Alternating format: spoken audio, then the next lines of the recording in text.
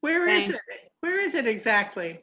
It's really just over the border from Greenville and Greer and Spartanburg. It's not far off the line, really. Just north of Tryon. Do you know Tryon? Of course not. I do. I know all People, about I went up to North Carolina once, and stayed at this wonderful inn, and there's all these really intelligent people there, and they were telling me where they lived. Oh, well, north of blah, blah, across from whoop whoop. And I'm going, more importantly, it's the home. I have no idea what they were talking about. More importantly, it's the home of the Oscar Blue Brewery, Dale's Pale Ale. I know. Exactly. And also the home of white squirrels. Exactly. Oh, well. Who White knew squirrels. that? Yep. Got my little guy. I could have brought him. Yep. I mean, yep. real white squirrels? I mean, really albino white. squirrels? Yeah. Cool. Really white. Not albino. Wonderful. No, they're white. They're just white. Oh, they're albino though, aren't they? If they're white. No. They don't have pink eyes. Okay. They escaped the circus. There was somebody who released them from a circus, and Oh, Is that true?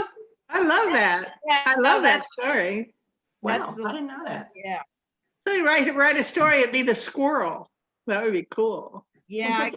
If I Escaping could from write the a story, circus. it would be cool. So it'd be Vivian, good. I don't mean to interrupt the Brevard portion of the evening, but I do want to let you and everybody else know that we are now live on Facebook.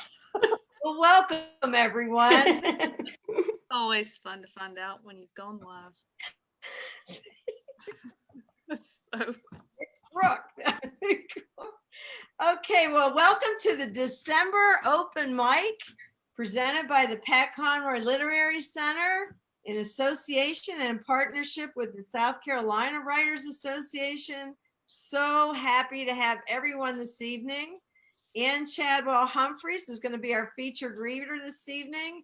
And as part of that, you get to go at the very end. So we have to make sure you stay with us so that you can hear some really beautiful poetry by Ann. So I hope you'll all persevere and maybe have a cup of good cheer with you. You'll probably need it from what I understand. So we're looking forward to looking forward to celebrating a little bit of this season. It's been a difficult year, but I want to take just a quick moment to thank each and every one of you, other writers that we've had on at different times, just for your dedication to this and bringing your writing to the audience and to one another. So in that good spirit, we have a few folks that may show up a little bit later.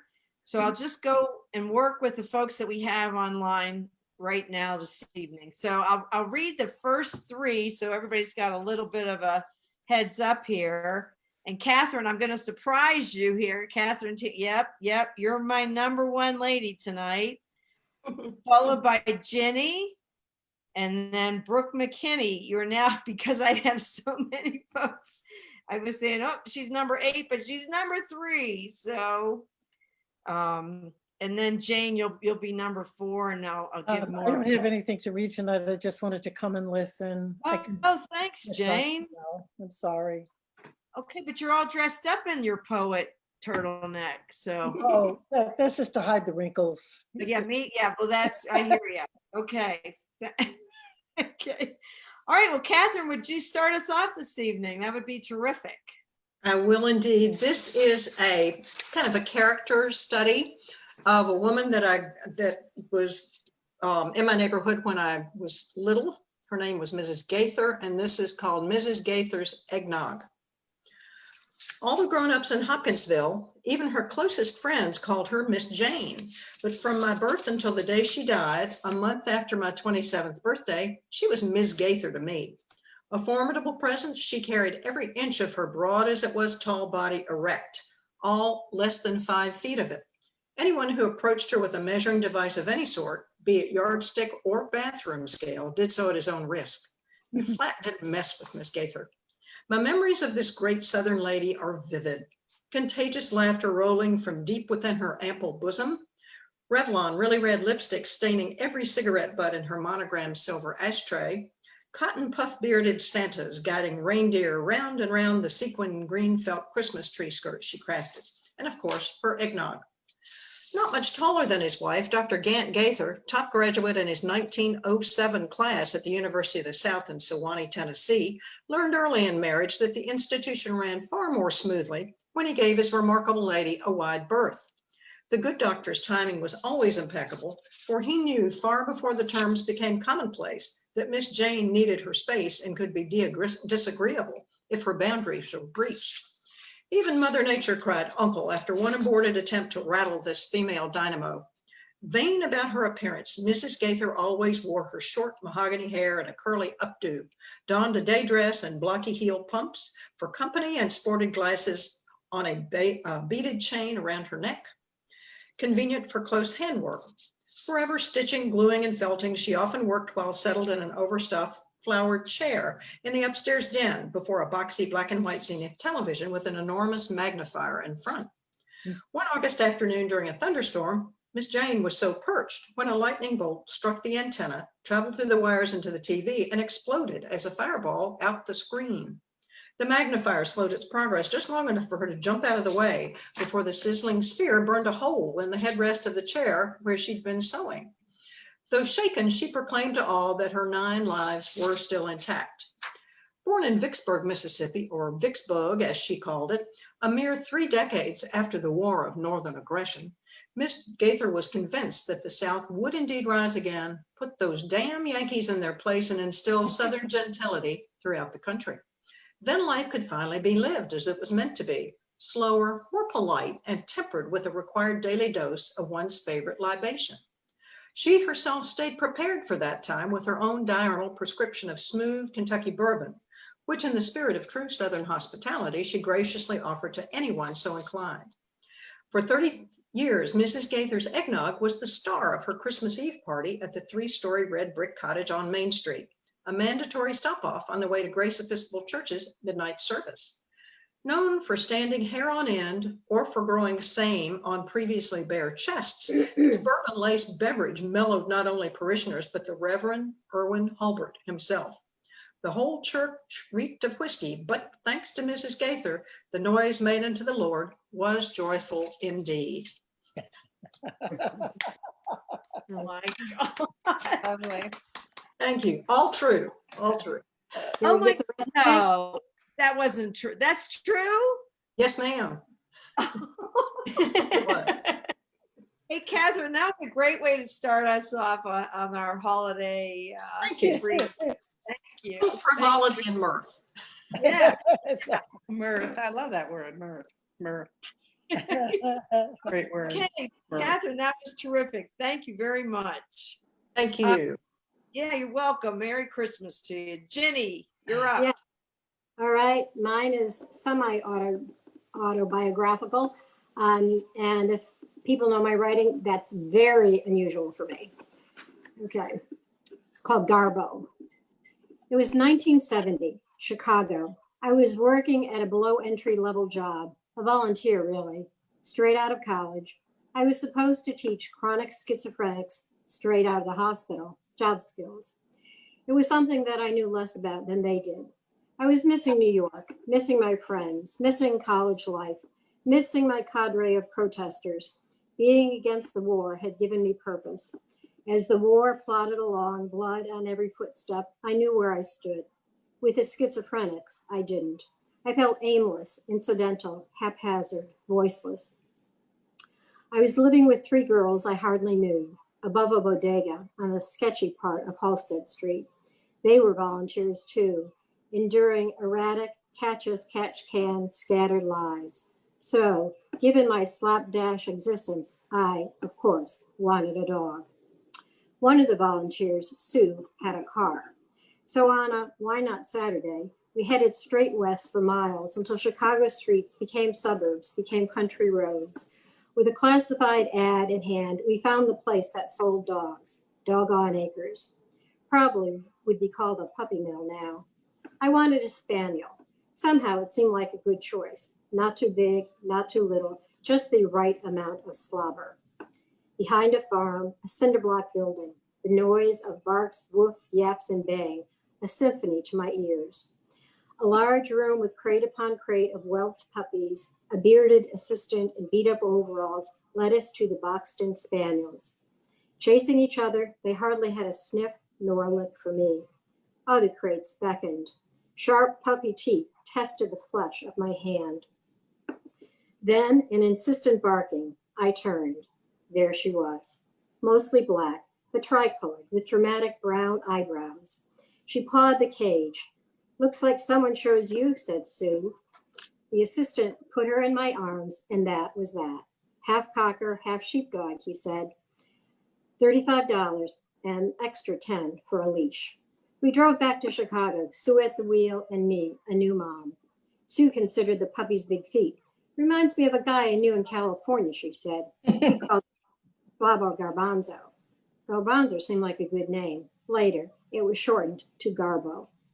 This Garbo didn't want to be alone. She wanted people, shoes to destroy, footballs to chase, leftover spaghetti, frequent walks, but mostly she wanted me. I loved her. Sue loved her. The schizophrenics loved her.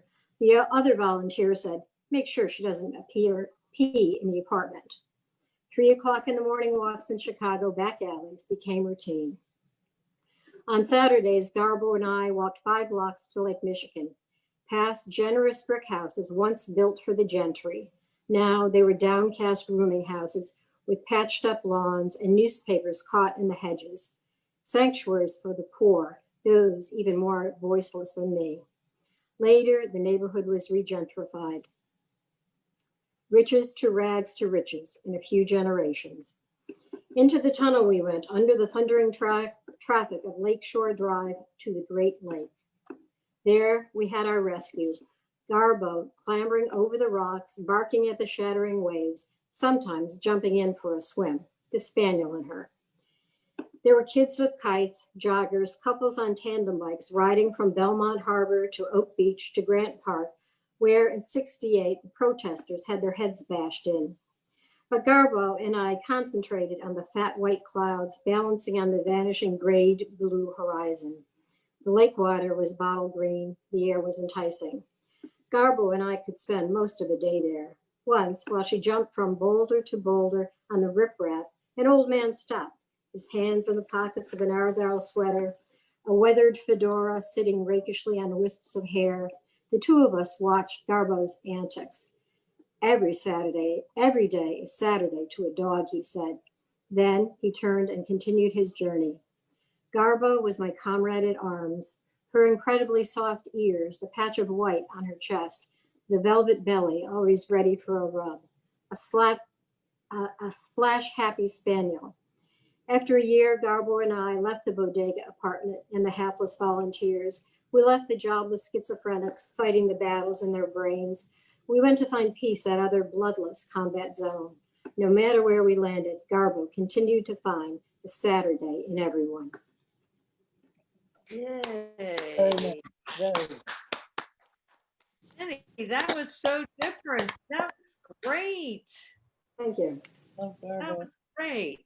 Thank you. Do more of that, please. Yeah. Okay. Yeah, that was really, really nice this Saturday. And yeah, thank you. That was really, really touching and a great imagery too with the clouds and yeah, in Chicago. Great. Okay, cool. Brooke, are you ready for it? Since it says it's Brooke, I mean.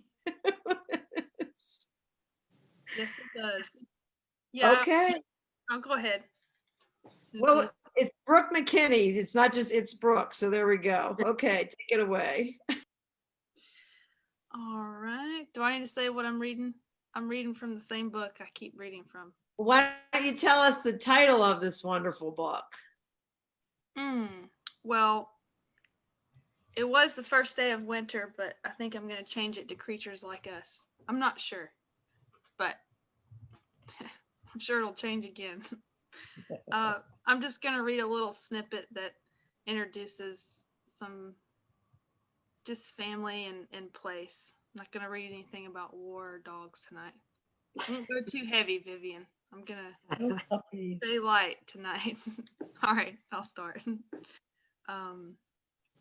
I grew up living in an old hog barn along Highway 32 in South Georgia, a small town with family-owned barbecue shacks and one somewhat fancy restaurant called the Catfish House.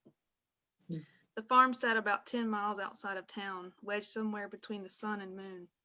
It was a place possessed of beauty, where every animal was a friend and storms came and went like memories. Sometimes the storm entered the backyard and left before I could get to it. Miles of pines and farms settled along the highways. The sky widened each day, it seemed. There was more sky than earth, and I wanted to live the lives of birds. Rattlesnakes slithered between rows of corn and rested beside rotten planks below barns. If they showed their skin, they were shot in the head or beaten with rocks.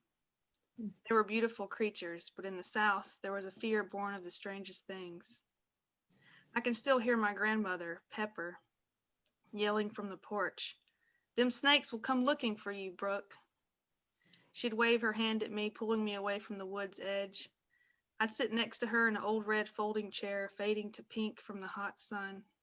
She'd slide me a bucket of peas to shell, and I'd watch her peel away corn husk into a bag between her swollen bare feet. The skin of her hands looked older than the rest of her, spotted with brown dots and veins bulging, pregnant with blue. "My brother Otis was killed by a rattlesnake," she'd say. "He was out in the field and just came across it and stepped on it. And I believe if it hadn't been so damn hot that day, he would have lived." I'd heard the story several times. She said the hotter it is, the thinner the blood, and a bite could kill a man quick. "Makes it easier for poison to travel," she'd say. She believed if something happened to one person, it would happen to all of us. When my mother was a little girl, Pepper found her in the bathroom one morning, screaming for help as she balanced herself on the edge of the tub. Pepper showed up with a pistol, ready to shoot somebody. It was just a mouse. "Carol, is that all?" she said. "That ain't no bigger than a turd," then flushed it down the toilet. Other than snakes, my grandmother isn't afraid of much. Oris, my grandfather, had a rattlesnake pit in their backyard when my mother was younger. There were 6 children. My mother grew up in the small town of Mystic, Georgia. If you've ever read Harry Cruise's Feast of Snakes, then you know. If you blink while driving through, you'll miss it. There's one convenience store, but I don't think you can even get gas there anymore. People only stop to buy expired moon pies, gum, cigarettes, and beer. Some stop there to blow their entire Friday paycheck on lottery tickets. One night, my grandfather dangled my Uncle Jerry over the pit by the one leg with one hand, howling into an empty bottle of bourbon with the other. Jerry was only 3 years old. Below him, the earth hissed. He couldn't see the snakes or their patterns, just their shadows moving the dark around. He could hear the distant sound of rattling. Pepper said Jerry's cry was enough to interrupt her humming one of her favorite gospel tunes. She loaded the shotgun and stepped out the back door. She pointed the gun and said, "God damn it, Oris, put him down, or I'll shoot you." Oris died when my mother turned 18. He had been drinking with some men he thought were buddies, and they knocked him in the head and robbed him. He stayed in the coma for weeks before he died. But my mother went into the hospital room where he rested on pillows and white sheets. The doctor said he had not been responsive since he arrived. My mother, knowing he was afraid of rats, took her thumb and ran it up his right foot from heel to toe and said, "Rat." His foot twitched as he grunted. Rattlesnakes didn't scare him, but he was terrified of a rat. There's one photo of him I recall. He's sitting in a chair next to my grandmother, legs crossed with his elbow laid across his thigh. He's wearing a suit and top hat with his head cocked slightly to the side. He looked like Tom Waits, mysterious with the clenching of his strong jaw and dark, piercing eyes. The story my mother retells is always of a Friday night when he'd come home drunk, load a shotgun, and line up all 6 children in the living room. "All right now, kids, be still. Daddy's gonna shoot each one of you arms and legs off." He'd laugh and stumble around. No one talks about Oris much. I asked my mother once, how tall was my grandfather? And she replied, "Google how tall is an asshole, and that's how tall he was. Wow, that's some family. Wow, Little family history. that's wonderfully upbeat, Brooke. For me, it is, right? Good southern voice. That's a great piece. Yeah, as always. As Yeah, another wonderful Christmas story by Brooke McKay. God, I'd love to meet your family. Woo. Have you done that Google search yet? I'm kind of wondering, actually. You get some interesting results, Brad. Oh, God. Oh, thank you, Brooke. I have nothing to say. That was amazing. That was amazing. So great scene setting. Great. Okay, well, I think we'll kind of let's take this to another dimension. Jackie Markham, would you like to read some poetry, or maybe you're not doing poetry? Every time I say that, somebody says, "Nope, I'm not doing poetry. I'm doing something else." So. Oh, yeah, I am doing poetry. And you have that lovely Christmas tree. Thank you for sharing that with us. I was just about to Well, say. it's only partially trimmed, but I'm getting there. Go ahead, Brooke. Brooke wanted to interject. Oh no, I was just about to say what you said. I love your Christmas tree. I thought she was I'll going finish it later. All right. Well, you take it. I'm going to go. All right. Okay. Here's Jackie Markham. Okay, I'm changing my mind every moment. Okay, this is from a little chapbook called China Baby, which was the title of my master's thesis, which was a collection of poetry. And I actually had a prize-winning chapbook with this title of this poem. And it's going to be a little bit obscure because I was only in the 1% or 2% of people who canned, as in canning vegetables at the time.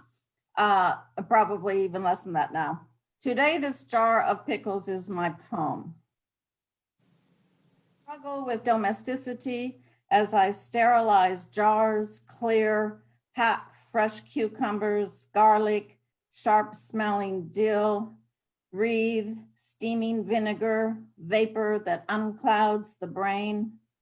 Lids bounce in boiling water. I fish for one and quickly seal. Each jar, this could be a poem. Each jar, this a painting. Each jar, I question and justify. An early April morning, I worked in the dirt, shoveled compost, cursed flies, organic clumps on my heavy boots. I imagined lavender blooms turning eggplant purple.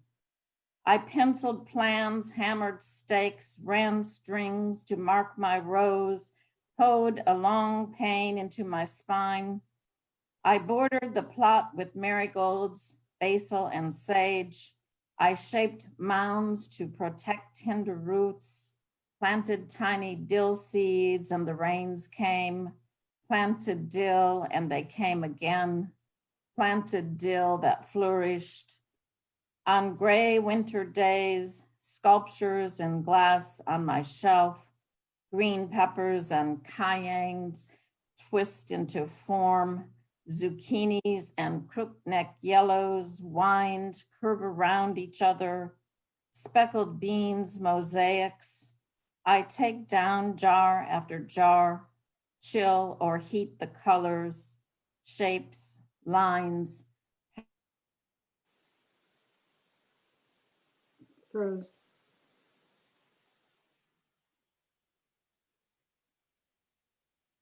Oh, Jacqueline, if you can hear me, your video has frozen. And that's not a good thing. That was a beautiful poem.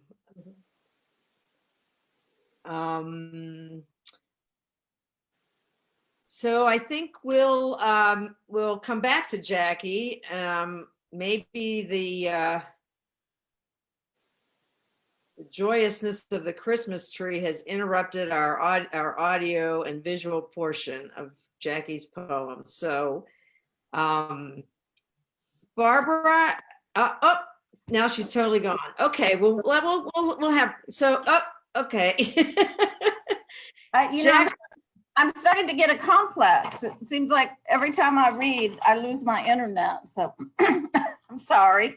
No, you're fine. How about we do this? How about that was a lovely, lovely poem. I was totally there, especially I love the bean mosaic. It was beautifully written. Thank you. Can we go? I'm going to go to Barbara Evers, and then I'm going to come back to you a little bit later on, if you don't mind. Yeah. Yeah, we'll intermingle some, I think, Barbara, your genre is completely different, if I understand correctly. And we're so glad you're here from Greenville, correct? Is this your chapter or what? Because it was just put on SCWA as an open mic, so I didn't know. But totally, no, this is a mishmash of wonderful writers all over the place. Okay, so yeah, if none of you write fantasy, this will be a little bit different for you because this is going to be fantasy. And Vivian knows my book is coming out December 18th, The Watchers of Manaya, and I was just going to read you a little bit from chapter 1. So if that's good. Absolutely. Thanks, Barbara. Okay. Adana believed deep within her soul that her actions today could save her mother. The familiarity of the dirt-packed ground of the archery arena and the blazing Manayan sun beating down on her did little to distract her from the haze of incense hovering over the fortress. Incense that proclaimed the illness of her mother, Queen Kiora of Manaya. Tiny rivulets of sweat trickled down the contour of Adana's back. She focused on the damp track as it ran beneath her leathers, anything to pull her mind from the weight of grief hanging over her and the kingdom. She couldn't lose her mother, not yet. Not when she still needed her guidance, teaching, and even scolding when she forgot her training as a soldier and acted like a princess. The work of a soldier came first, not the princess, and definitely not her future as the queen. Even the laws of the land knew this. 3 years until she could rule at 18, too soon. She glanced at Monty, the watcher assigned to work with her today. Monty hadn't moved, standing still, arms hanging by her side, attention focused on the young princess. Adana expected her to say something. She had taken too long to take the shot, but Monty waited, as did everyone today, waited for their queen to die. If she met this challenge, passed this test, would the Creator reward her and heal her mother? Give her back the time she needed, the parent she craved. She drew an arrow and knocked it to her bow. 9 arrows in a straight line pierced the scarred target wall in the distance. A significant feat and cause for jubilation for most trainees, but she didn't rejoice. Not yet. Not until she fired this last shaft. Sent true to its mark, she prayed it would prove her worth to the Creator and save her mother. She didn't care about the promotion in the ranks of the Watchers, the fact that no 15-year-old had ever passed this test. She only needed to please the Creator. She inhaled. The noxious fumes of the incense, thick and cloying, settled around her. She wanted to run, to shake her head, to escape the reminder, but instead she raised her bow. A nudge at her mind disturbed her focus. Ambrosia, her royal giraffe, offering assistance within this last shot.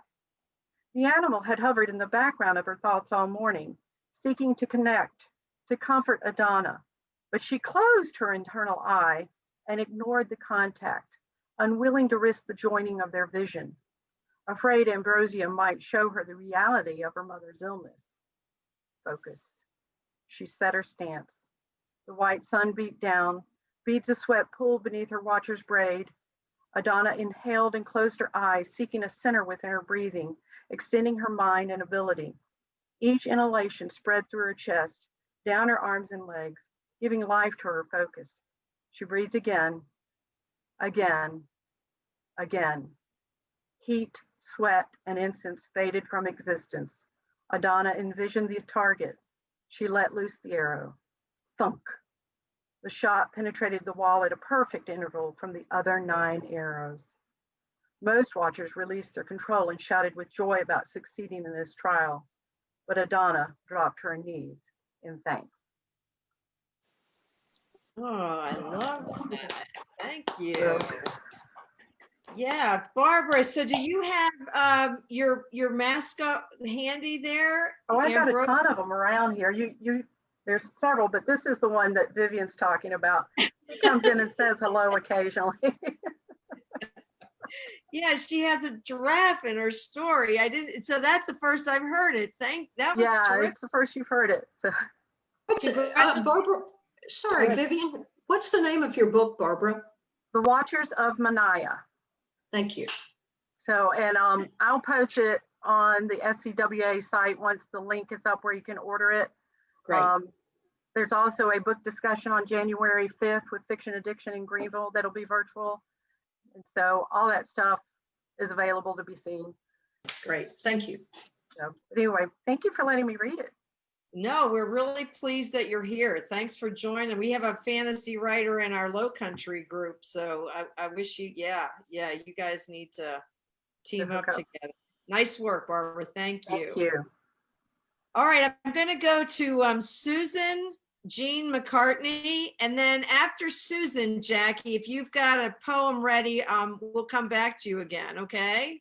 All right, cool. All right, Susan, your turn. Okay, I'm unmuted. This is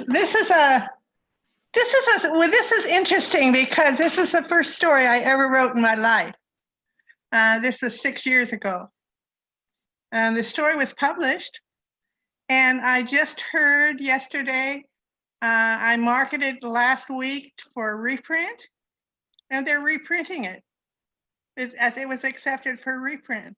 Congratulations. So I'm kind of thrilled. And then I talked to Vivian about it, and she said, well, you have to read it. So I'm reading it. It's a little different, but you know. Okay, it's called The Smile. Sarah stares at herself in Grandma's bathroom mirror. Her skin is the color of wet chalk forehead, 6 feet wide. Look at that nose. It takes up half my face. She smiles just to watch her big fat lips widen out flat. Clown lips. No wonder I never smile. Sarah, you there? Sarah places one foot on the edge of Grandma's bathtub, catches hold of the windowsill, pulls herself up to peer out the high bathroom window. Yeah. Roy stands in the rhubarb patch. A sunbeam has found his thick copper hair. Sarah looks at him. He's as skinny and pale as I am. Not as tall, though. Roy squints up at her. You coming down? Yeah. Meet you in back then. Roy is settled on the back porch steps, crouched over the narrow sidewalk, watching the ants. Sarah squats beside him. They both watch the ants. You want to play gangster? Sarah asks. Okay, Roy says. They follow the narrow sidewalk past the clothesline and Grandpa's vegetable garden to the garage. Open the side door. Slide on in. Sarah smells dusty oil. The floor is red gravel. Sawdust logs stacked to the ceiling against the back wall.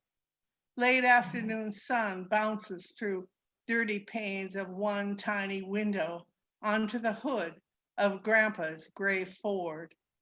There it is. Roy claps his hands. The getaway car. Roy opens the door on the driver's side and climbs in. Sarah gets in on the passenger side. She feels a soft, fuzzy car seat. The dash with its knobs and dials gleam dull silver. Rolling down her window, she dangles one long white arm over the edge. I'm Molly the Gun Mall now. I'll soon be part of a great bank robbery. Vroom, vroom, vroom. Roy turns the steering wheel this way and that. Are you ready for the big job, Dolly? His voice is raspy.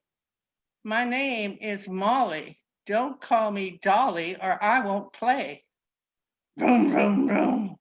We're almost there. Remember the drill? Roy snarls. He is Kelly now.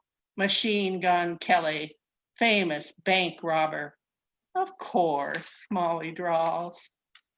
She looks over at her partner in crime. He has the longest eyelashes ever seen. What I wouldn't give for those eyelashes. Screech! Machine Gun Kelly shouts, then whispers, "We're here." Eases his door open. His step crunches on the gravel. He disappears behind the car. Molly's heart races. This is it. Molly the Gone Mall, will save the day once more with my excellent driving skills. She scoots behind the wheel. She whispers, "Vroom, vroom," gives the wheel a yank. Her hands sweat. "Argh," she hears behind the car. Machine Gun Kelly stumbles into view on the passenger side, pulls open the door, throws himself on the seat. "They got me, Dolly." She corrects him.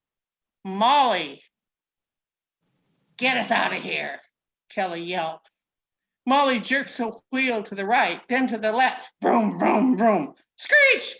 Phew, we made it. Molly wipes damp hands on her dress. "You hurt bad, Kelly?" "Nah, just a scratch." "That was a close call," says Molly. "It sure was, Dolly," Kelly rasps. "Don't call me Dolly." Dolly, Dolly, Dolly. Roy edges across the seat toward her. "Roy, I told you I wouldn't play if you..." Roy's boy lips press against her girl lips.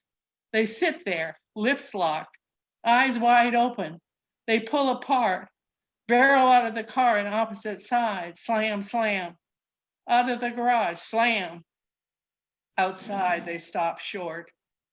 Sarah examines her big toe. Roy stares at his left thumb. "I gotta go." Roy makes a dash for the front sidewalk.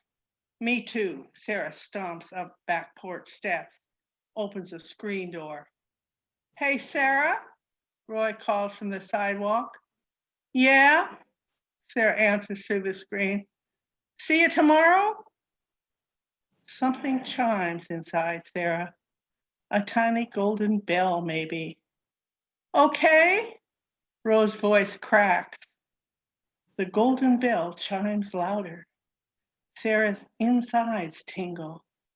The tingle moves up her spine to her just kissed by a boy lips. Her lips quiver, open into a little smirk, then a small grin, and then into a big, wide smile. She softly closes the kitchen door. Yay. That was creative nonfiction. That was really, really fun. The sound effects were fabulous. The sound effects were fabulous, Susan. And where is this going to be published again, please? Just to remind us. Oh, this is by Scar. It's scar.tv. They have a whole bunch of stuff, and it might even go into a book. They have a book, they have a magazine, they have all kinds of stuff going on. All right, congratulations. Yeah, and I thought it'd be fun to try to reprint it, you know? And so I'm excited. So that's fun. Yeah. Congratulations. That was fun. Thank you, Susan. Thank you very much. You're welcome. Okay. All right, Miss Jackie, are you going to stay with us this go around? Well, that's a hard act to follow. Okay. This is just a real short poem that I hope will bring a little joy in this season. It's called Camellias in December. I back to the wind, I pick camellias. I study the old bush's thick trunk engraved with aqua silver lichens, Spanish moss lacework like frosted window panes on icy northern nights, when after bedtime I would steal downstairs to catch the light from a solitary street lamp that sprinkled through the frost into my hands. Lovely. Yeah, Thank you. Thank you're you. welcome. No, thank you for that. that sounds like that was written for up here. Our weather's like 23 degrees. Yeah, it's Really? Oh, how nice. It was actually when I was in the North Florida, South Georgia area, when I was at Florida State, working on my poetry collections then. very beautiful. I'll save when the geese come back for another time. Thank you. Thanks, Jackie. Thank you.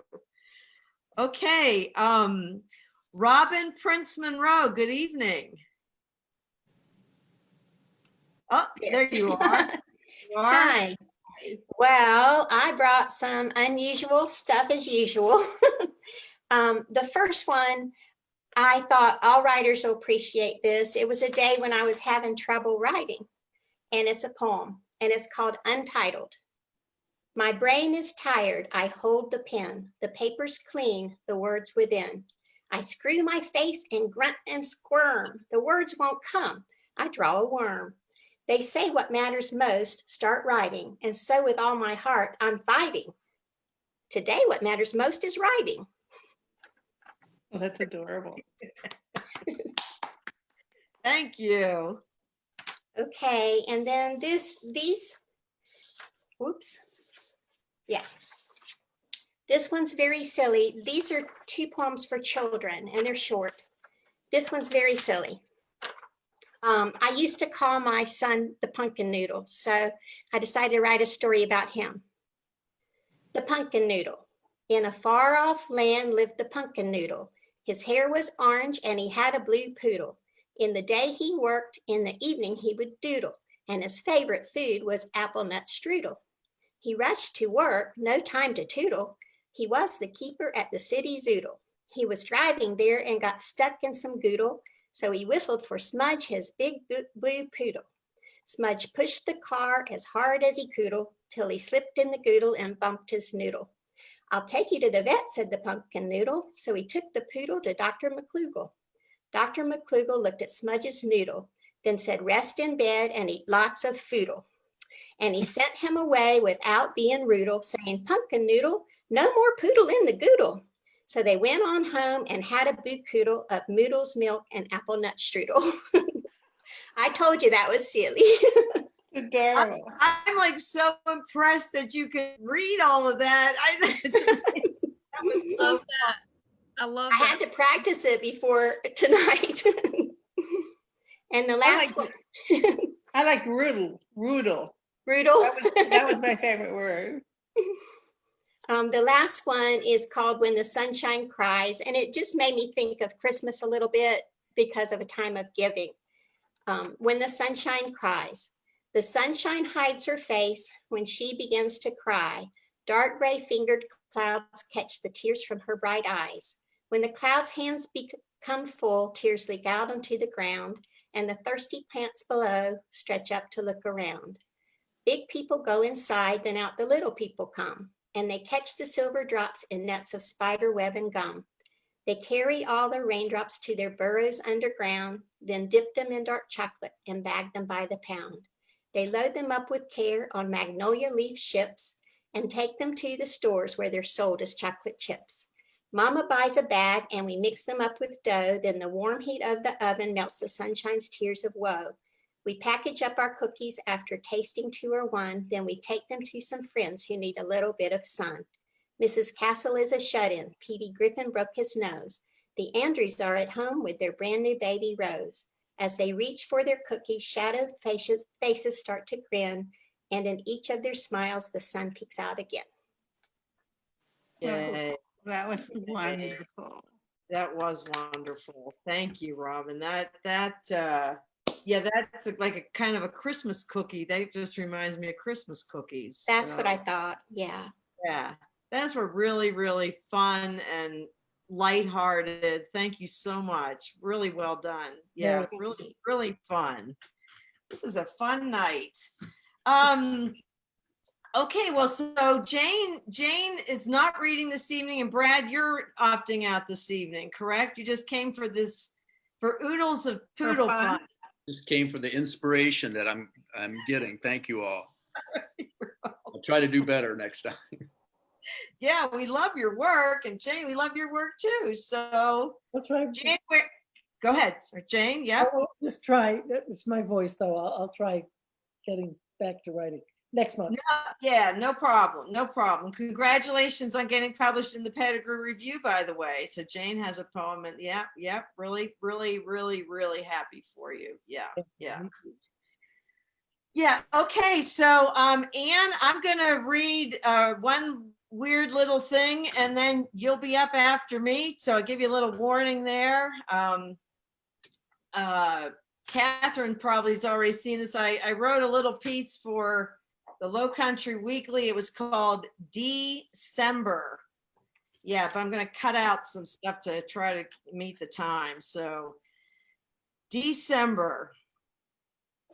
We are days away from the 2020 finish line, our year of unprecedenteds. A year many of us will gladly turn our backs on while we anticipate the emergence of a COVID-19 vaccine. We are ready for a new year of the whole face. 2021 needs to be a year to yank off our masks and pitch them into the wind, a new year of unmuffled laughter and radiant smiles. 2020 was my year to be intentional, but it is ending with my focus on a prefix, D, DE. As 2020 folds in on itself, I am nearing the end of a 10-day detox, eliminating dairy, gluten, and sugar from my diet. The 10 days are focused on cleansing, an exploratory process to learn if my body changes for the better. So far, my face is breaking out and chia seeds are getting stuck between the gaps of aging teeth.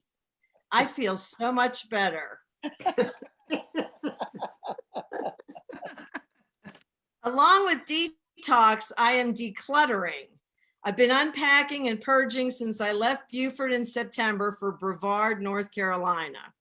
I've nicknamed Brevard Beaufort in the Mountains. Small town, beautiful landscape, quirky, quaint, and filled with local shops and cozy churches. Sound familiar? A good declutter includes restore and goodwill, just like Beaufort. There are plenty of people in need, just like Beaufort, just like everywhere, USA.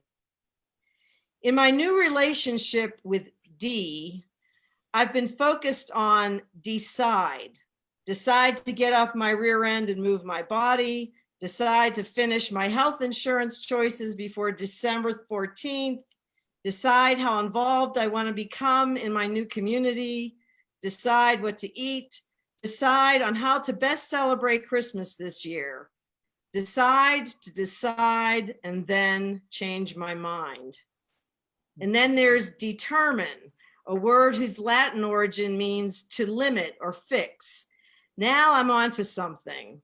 Determine the best ways to invest the next 20 years of my life, fix my life in time to meet my maker.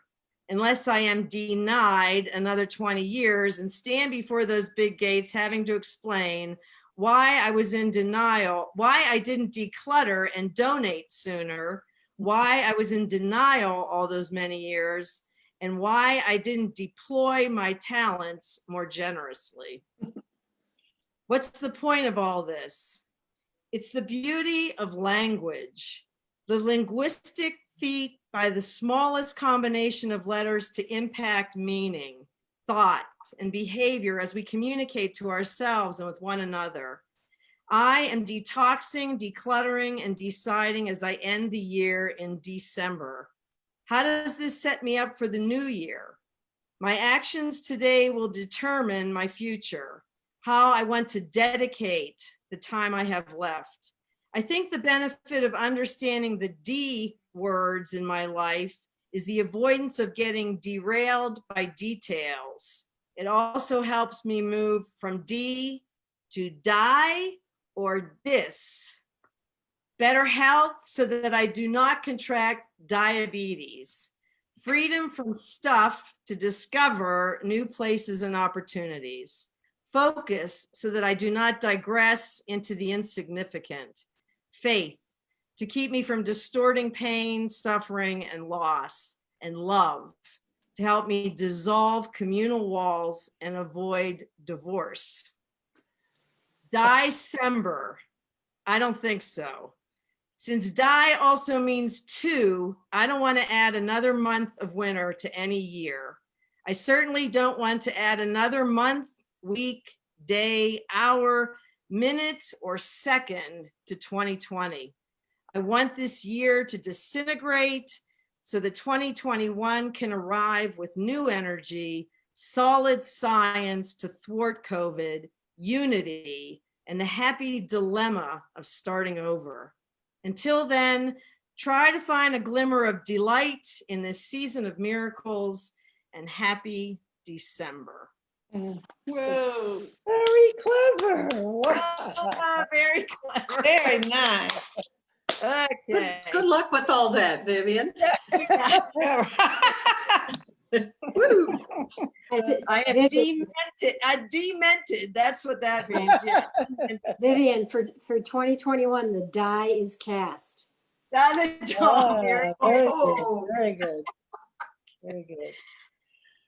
Well, it is my great pleasure this evening to introduce all of you to Ann-Chadwell Humphries. Ann attended an earlier open mic with us, and tonight I'm really pleased to have her. She's going to be featuring a work of poetry, and she'll talk a little bit more about that.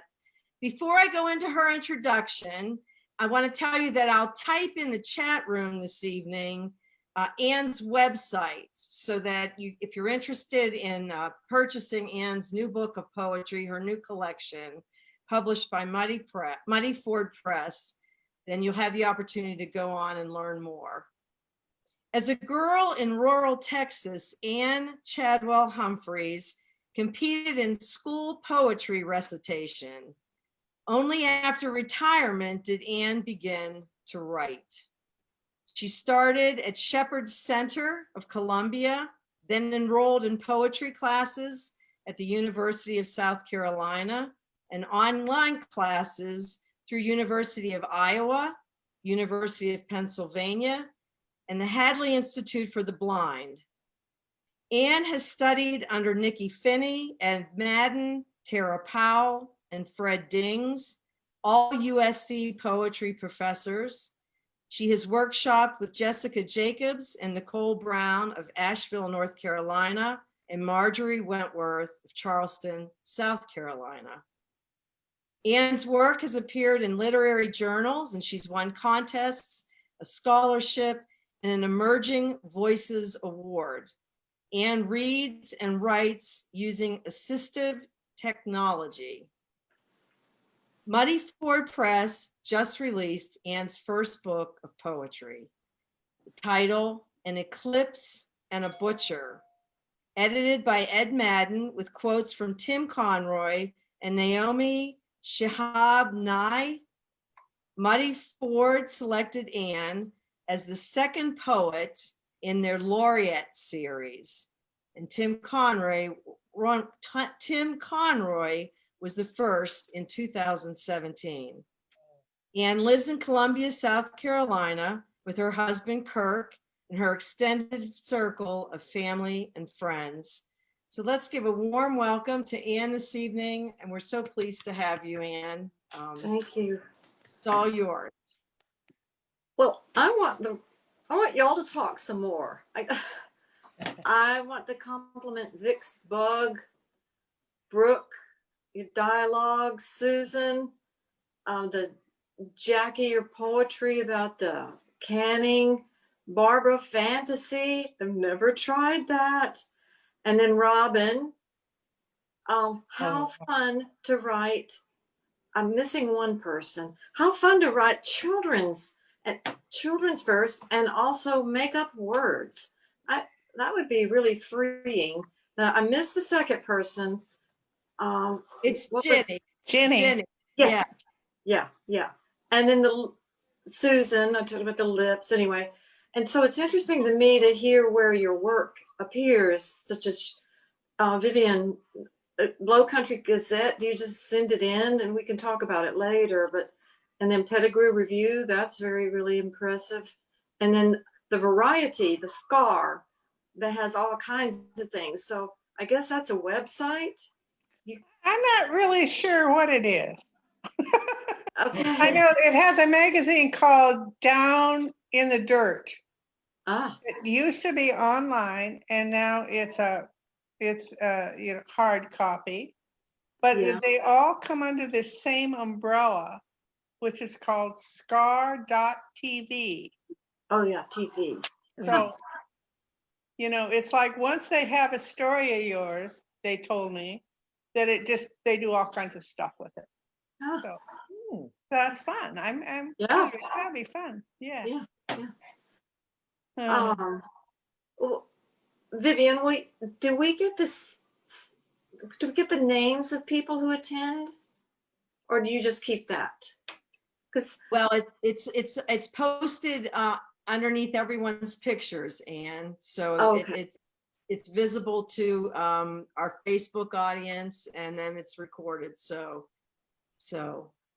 because Well, I'd like to be in touch with some of the folks, but I can do it through you.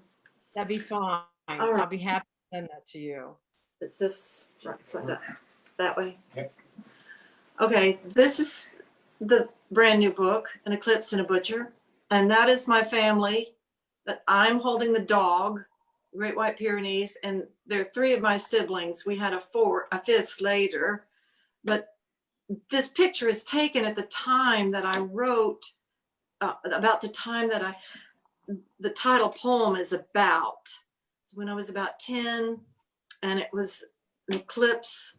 So it's kind of cool. One of our nieces thought of that old family picture and said that she would like to think about that and recommend that. And we were all really pleased. And then my friend Susan Craig put the printing cover together. So I want to show you that I'm going to recite some poems. They're going to be short. They're in the book. I emboss my signature, and then I'll sign my signature big with, I bought an embosser so that it gives some tactility to it, because I live with tactile things. My sight was gradually lost, genetic rogue gene, but I've adjusted, and you take classes. So this is my keyboard, and you see the bump dots on it? You see the bump dots? It's a Bluetooth keyboard. And can you hear me? Yes. And you're doing you're learning a lot. Thank you. Yeah. And then iPhone. I don't think I said this the last time. Did I say this the last time, Vivian? I'm listening. I didn't know if I repeated, but you're Apple. fine. Thursday. Do not disturb. Calls and notifications will be silenced until tomorrow at 7 a.m. Messages. 1 hour ago. Press home to open. So the phone talks to me. Messages. Wow. And it's standard in Apples. And they have this voiceover 24-hour, 24/7 Apple accessibility support team. And so with them, and they call me an advanced voiceover user. I'm not a beta tester, but you know how we partner? We partner. So I'll say, hey, what about this little glitch with that? And then they'll say, man, we never thought about that. Or here's what some other people who don't see well. It's I'll just talk about this briefly. It's the vision, just the rods and crone, and it just went from a donut down to a little pinhole, and I can still see the little shards of the moon, the full moon, and I try to get out. And my husband, I'll look over his shoulder and he'll point his arm and then wiggle his finger, and then I can kind of, if I shake my head, I can see it. But there's something about that moonlight. So I'm going to recite the first 3 poems of the book. They're 3 short poems. And then I'll recite a poem that's another short one that, well, it depends on our time. How's our time, Vivian? You're doing just fine. You're fine. Okay. Another one that people seem to like, about a garden shed. And Eclipse and a Butcher there are 3 poems in the book that are about eclipses. And the Jasper Project in One Columbia had a contest when the total solar eclipse came in 2017, August. And so I began writing. You know, it's so much fun to research. You as writers, you know that. It's really fun to research things. And I just remember as a child, and I recited this poem the last time, An Eclipse and a Butcher, but I remember seeing that it wasn't a total solar eclipse. It was in Texas, but we were all excited, like about that pinhole projector. Who said that? You know, we were all excited about that. But this year, this past eclipse, I'm going to start. The first poem of the book is called Portrait in Bronze. And we watched it from Sesqui State Park, into which we can walk from here. And there's a sand quarry. You go up high and you can see west. So there were 7 of us or 8 of us sitting around. So here's the poem that begins the book, Portrait in Bronze. We had not expected metallic light, much as we were on our solar glasses, opened our arms beseeching, as if we could catch the color like drops of rain, or hold a robin with both hands. But the color would not be contained. It cast shadows crisp as pencil lines. Ripples skittered over our shoes and on the sand. And then the air softened like night. Clouds rouged the horizon, and then it was gone.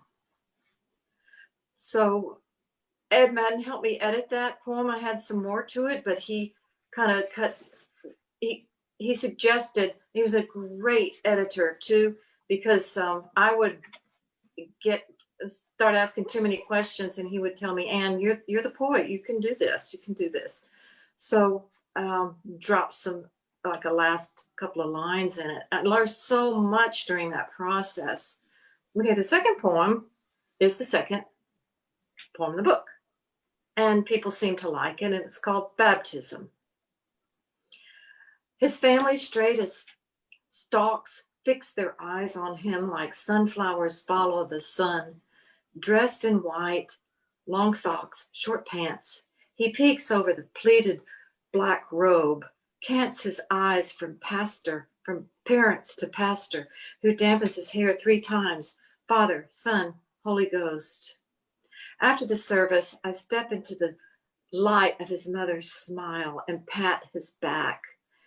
Then he reaches for me, curls a dimpled arm around my neck, presses the petal of his ear to my cheek, and it is I who is anointed.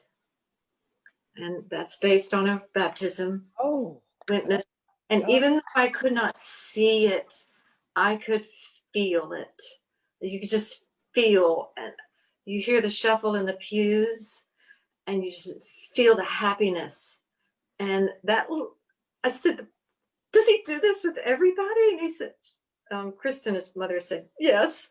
That poem was accepted into Fall Lines. Okay, the third poem is called 3 Dreams.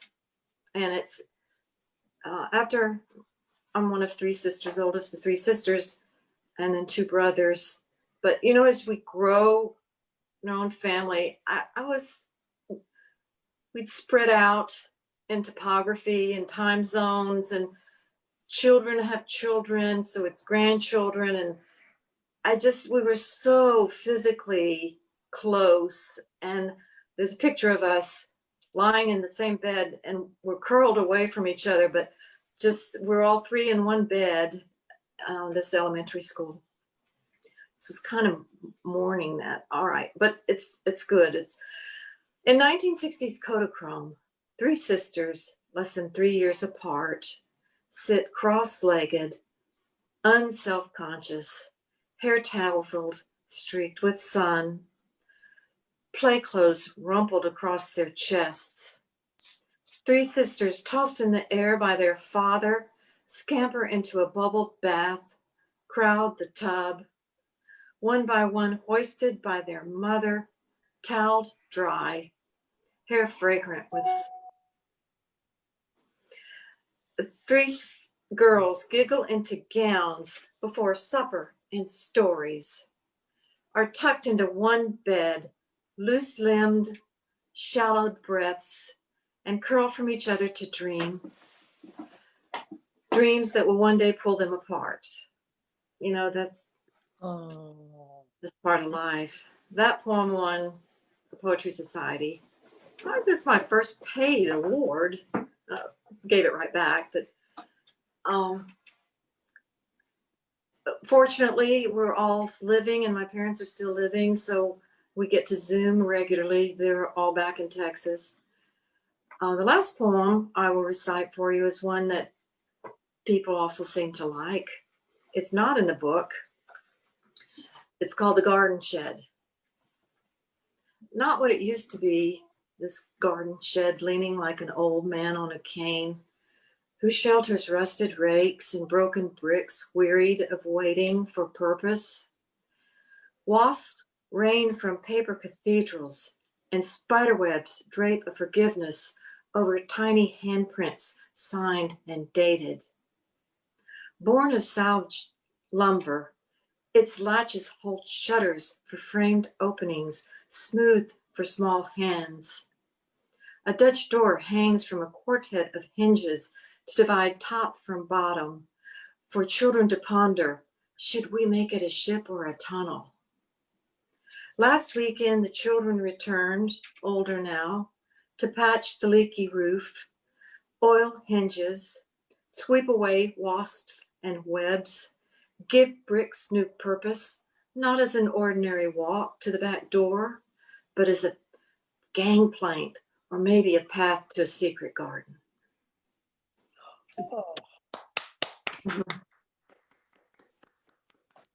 Beautiful, beautiful.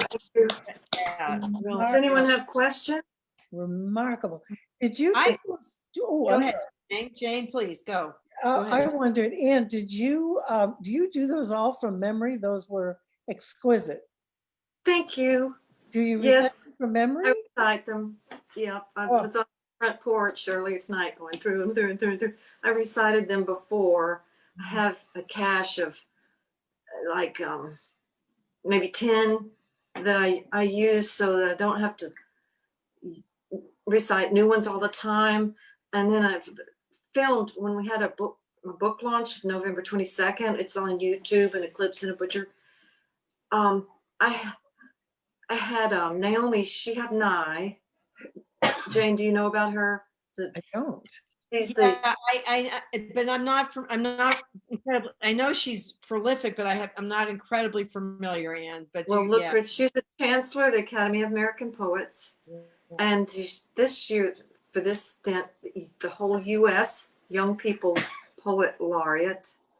And I met her at her house because her husband was doing a book, taking pictures of those of us who don't see with our eyes anymore. We see with more than our eyes. And so I've had 2 guide dogs, and my dad was babysitting my first guide dog, Brego, in the backyard, and we were taking outdoor photos. He interviewed those 45 of us that are in the book. It's from Trinity University Press in San Antonio, and it's become a museum show. So it travels the country. I don't know what it does right now during the pandemic, but he framed all of our pictures alike, and it opened the Whitty Museum last January. But anyway, so Naomi, my sister, connected me with Michael, and then Naomi and my sister said, she's some kind of famous poet. So we met her coming in from the grocery store. She had groceries in her arms, and she put them down, and I could still see a little bit then, but so Michael had me on one side of the yard taking my picture. My sister was helping me with my wardrobe, and then I could kind of hear this murmur on the other side. My dad was seated. Naomi brought a book out, and we happen to have friends in common and know people my dad used to work for, and Naomi knows those people. And she was in the shady it was in San Antonio. It was in the summer, and it was shady backyard. And she opened her latest book and started reading poetry to my dad. And isn't that incredible? This is an incredible story. Okay, so she read, and she wrote the quote on the back. And then Jessica Jacobs also read they picked 2 of my poems, each of them, and then Marjorie did too. Marjorie Wentworth, each took 2 poems. The point being, I didn't have to memorize all those poems.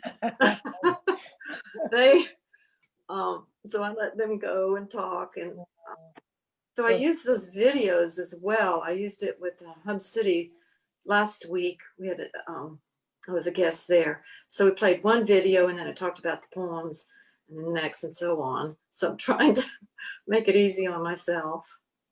Oh, well, they So, are Ann, extraordinary.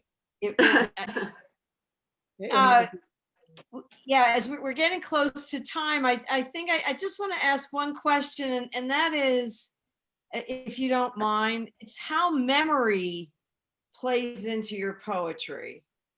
Because I would think it's very impactful. Obviously, you know, when what we listen to, you could hear the memory with the sisters, but would you comment on how memory affects your poetry? Sure. That's a good question. I've thought about that because I have a website, which Vivian will put up there, but it took a long time to transition into, I went through low vision. First, it's the shock of the diagnosis, but, and I'll get to your question, it's related, but we were pleased to have a diagnosis. We knew to prepare, and the great physicians, great ophthalmologists coached us through, and they said, you'll have time to prepare so you can take classes.